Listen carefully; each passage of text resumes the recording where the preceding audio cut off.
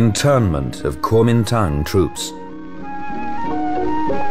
On the 10th of December 1949, forces loyal to Chiang Kai-shek, hard-pressed by Mao Zedong's troops, arrive at the frontier at Tonkin. After savoring victory alongside the Allies in 1945, the Kuomintang forces, who have been fighting constantly since 1937, have had to abandon control of mainland China to the troops of the People's Republic.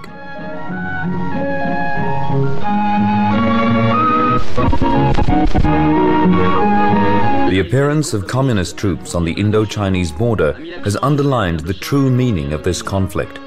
Now in the Far East, in Korea and Indochina, the free world is facing a new kind of totalitarianism.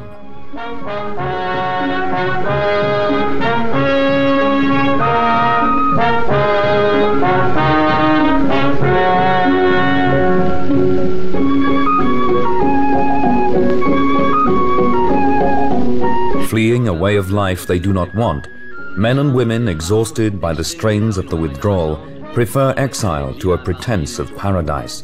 Abandoning all they own, they have come to throw themselves on the mercy of the forces of the French Union.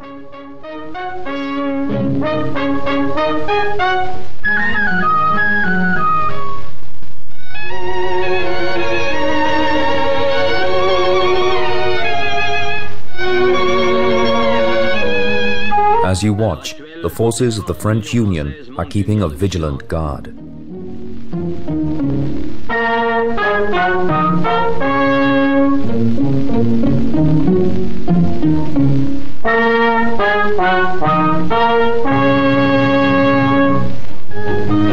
The Americans in the Far East.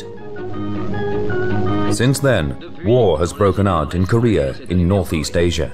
After obviously meticulous preparation, North Korean troops, well-equipped and carefully trained, crossed the 38th parallel. At the request of the UN, troops from the nations of the free world intervened to throw the aggressor out. After fighting over difficult terrain, they have expelled the invader and liberated South Korea. This time, the USA has shown that it cannot ignore the fate of mainland Asia.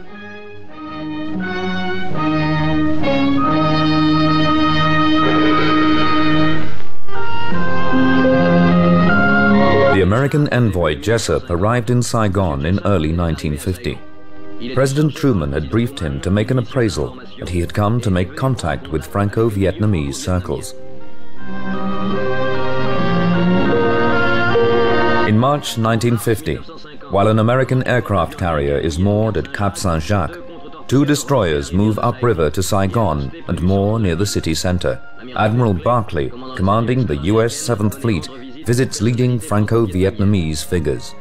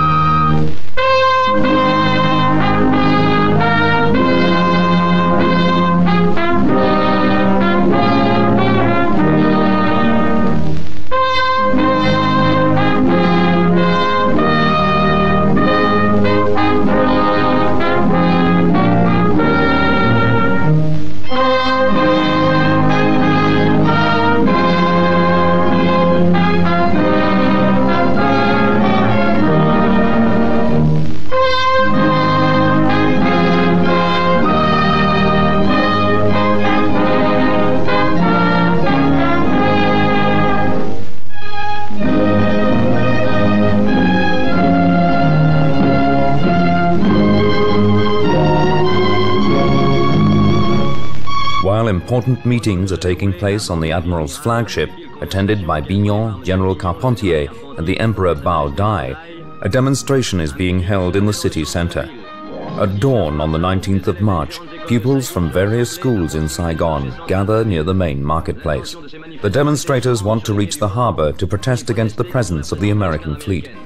But the police are able to contain them and force the mob back into the marketplace. Here the students gather, block the adjoining streets, and set fire to buses and Vietnamese market halls.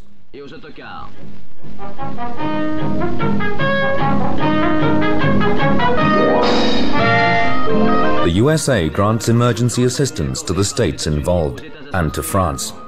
On the 30th of June, transport aircraft with American crews land at the Ton Son Nhut airfield. The American chargé d'affaires, Guillon, speaks at the ceremony to hand over these aircraft to the forces of the French Union.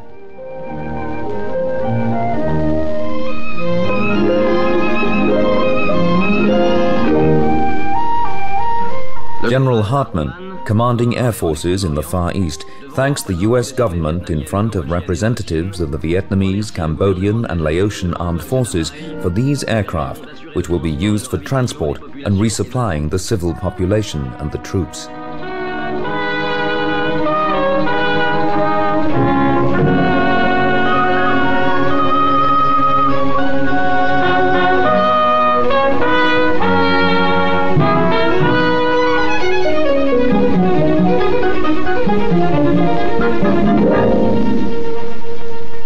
An American mission, led by John Melby of the State Department and Major General Graves Erskine, arrives in Saigon in July 1950.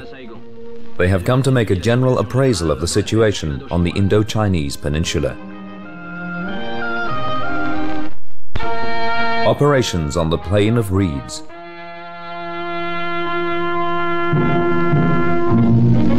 While waiting for American support to take full effect, the Viet Minh still have to be hunted down in their lairs. In this respect, the Plain of Junks is a prime objective, so the French High Command has launched clearing operations in this sector. Major formations from all branches of the military take part, particularly the famous M29 Weasels. These small amphibious armored vehicles, which did good service in the Philippines, have proved highly suitable for the difficult terrain of the Plain of Reeds. They can be seen moving in slow column along creeks or moving easily over the spongy ground.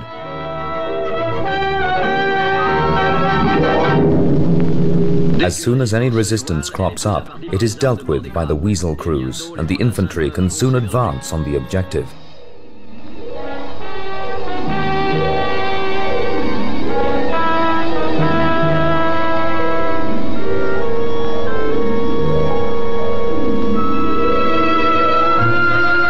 After the fighting, many prisoners are taken to the command post, where the spoils of war are collected. Turan, Annam's harbour.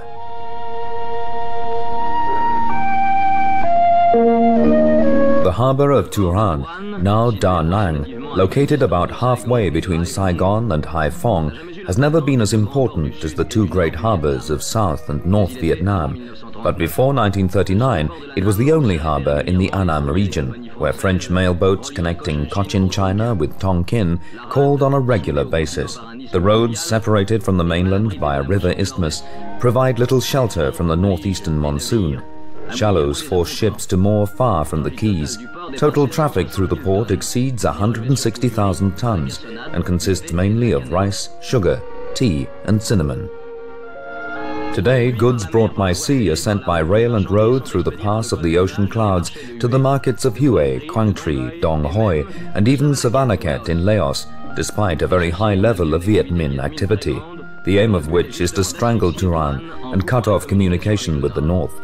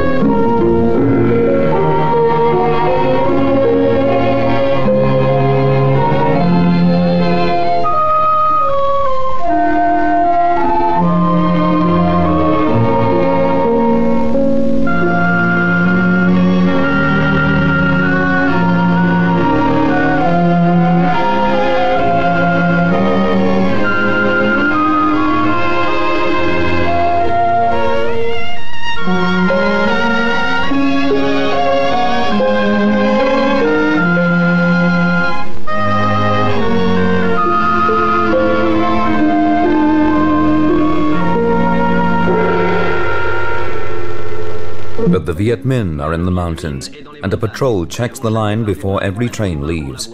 A jeep converted to run on rails performs a useful service. Its crew is constantly ready to support the infantry responsible for detecting mines and combing the trackside.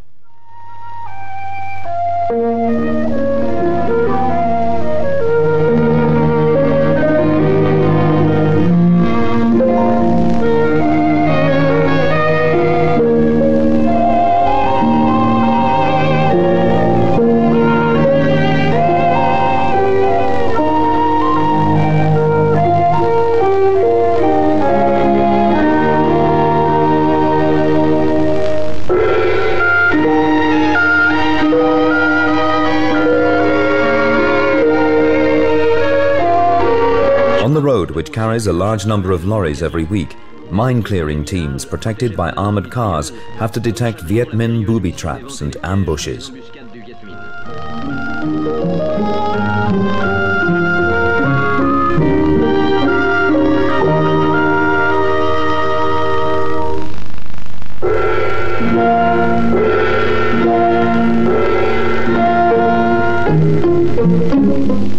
Once the convoy has passed, these French and Vietnamese brothers-in-arms, united in accomplishing the same thankless, obscure operation, return to their post in the clouds.